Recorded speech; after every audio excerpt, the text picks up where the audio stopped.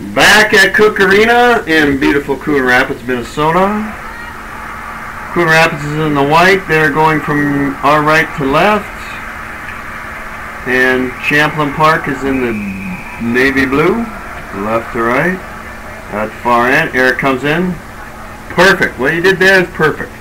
Okay, if you wanted to get a little bit more obnoxious about it, that's fine. But it's definitely the minimum that should be done. That's the efficiency model that should be done right there. That coming in on the whistle.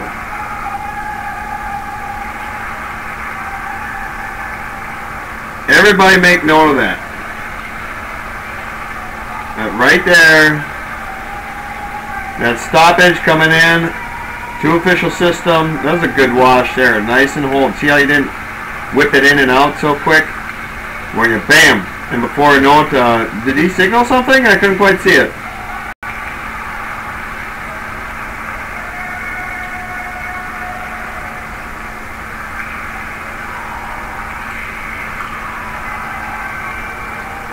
I don't want to say that I'm going back to that 15-second mark where Eric came in on the stoppage, and I'm not going to say necessarily that that's the bare minimum. That's the minimum everybody should do, because we don't preach to the minimum. We don't preach the lowest common denominator. We teach the highest common denominator. I'm gonna call it, that's the efficiency model that everybody should be doing. You want to get a little bit more spastic, more beast-like? Beyond that, knock yourself out. It's just going to separate you from your competition. But anything less than that is, in my eyes, a tragedy. It really is. And after doing numerous different games here, just looking at my Ustream account, this is my 52nd game that we've put on. Let me tell you, I've been harping on guys bringing it, skating hard, looking sharp. And right there, that was the efficiency model. You want an example? Rewind it back to the 15-second mark and see what you need to do, and knowing full well that you could do more than that. Does that make sense, everybody?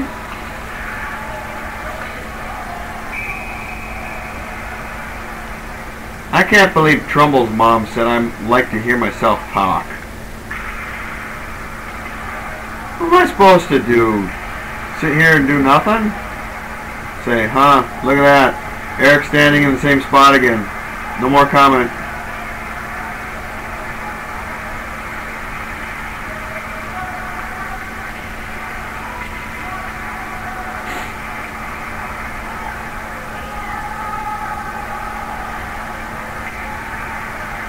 Okay, here's an example here, Eric.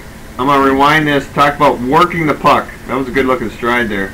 Okay, you're going to come in, I'm going to pause it again. You're going to come in the zone here and plays opposite of you, so you're going to have to work a little bit harder to see it better. Okay, there's pursuit behind the net right now. Blue guy, white guy. Anytime there's a blue-white exchange, interchange, engagement, some type of potential something. I talk about whenever a player from opposite colored jerseys come together, we need to have our eyes on that as best possible. Best sight line, best position, where we're in good position, we're out of harm's way, we're seeing what's going on, so we can explain with 100% honesty and accuracy what happened. And when they go like there, and you're coming on the opposite side, so you're on the far side from them, you need to scoot hard, skate harder to get down below the goal line to see this, rather than looking through the net, through the goalie, through the post, through this.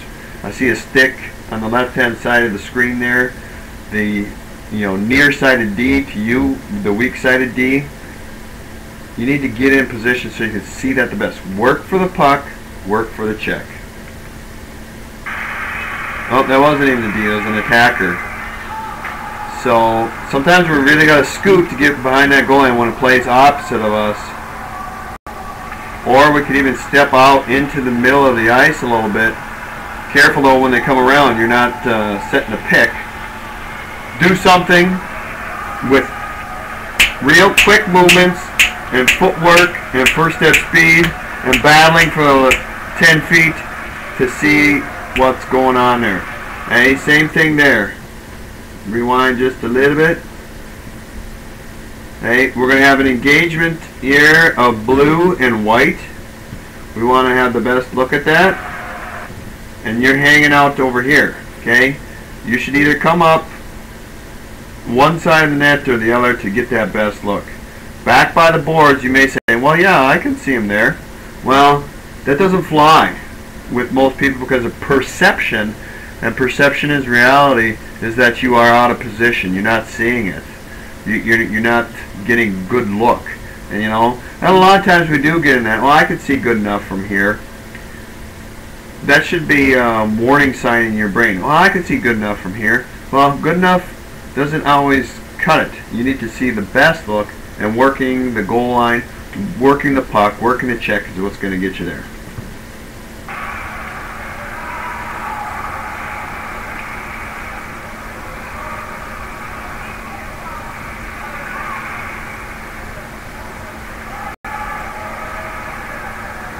Just making some game notes. Hate to do what I did in Joe Oberg's of write down the time of a game note and totally forgot what I talked about. Mystery. It's a mystery game note. See if the audience can sign in, and we'll take a poll and have them see what game note did I intend to mark there at the such and such minute mark. You want to know what in the world I'm talking about? Go look at Joe Oberg's game where he did 16 U lines. Oh, down goes Frazier. And you'll see I made a game note where I didn't even know what I wrote. I didn't know what I meant to say. You know what I mean. It's in part 3. Go back, take a look, check the video. Eric, that warning sticker on the back of your helmet or whatever that sticker is,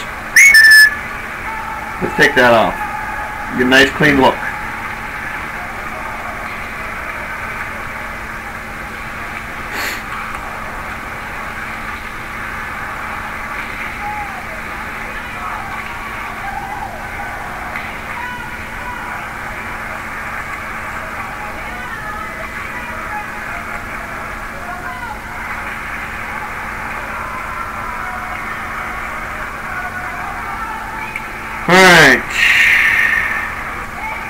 Still 2-1 Champlain Park. Pretty good game thus far.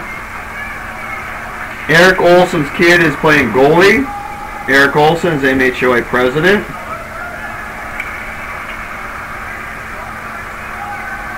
I know he's not around everywhere. He's not omnipotent, but everybody should know that. That means you too, D-Bold. You should have known who Eric Olson was. When you hear that name, you should say, oh, MHOA president. Who's Minn Kota's referee-in-chief? And who's your district supervisor-in-chief? You should know who these people are, even if you haven't met them yet. Go ahead, somebody quiz me right now.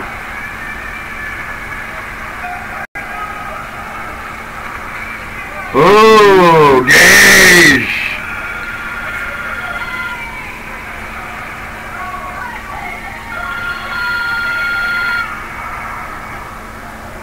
In-laws, I don't want to talk to them. Don't call me, I'll call you.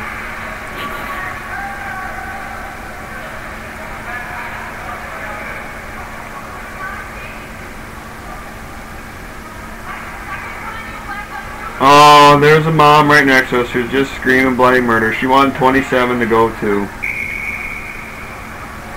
I'd rewind it, but it'd be a waste of our time. That was check from behind. Pure and simple, nothing else. Oh, tie up the center. Maybe. Hey, once you start getting a little better, you start keying into stuff like this. I'm not saying it's a penalty or not, but are you keyed in? 16. Am I overstepping my job as the center? Gauge.